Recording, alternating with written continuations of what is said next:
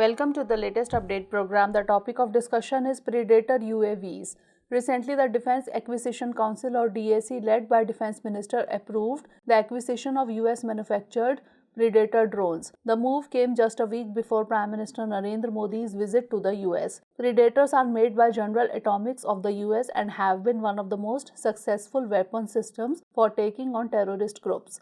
The high-altitude, long-endurance drones come armed with strike missiles which can take out enemy targets with pinpoint accuracy. The drones will also be used for long-range surveillance along the borders and maritime areas of the country. The Indian Navy is the lead agency for the deal, in which 15 drones will be going to the Maritime Force for surveillance operations. The drones were to be equally distributed among the three services and operated for surveillance along the border areas. The drones under discussion, the MQ-9B Guardian drones, are made by General Atomics, an American energy and defense company. Moreover, MQ-9 UAV provides long endurance, persistent surveillance, and strike capability for the warfighter. The aircraft's manufacturer also says that it can carry 500% more payload and has 9 times the horsepower in comparison to the earlier MQ-1 Predator. India is currently operating 2 Predator drones which were hired on lease.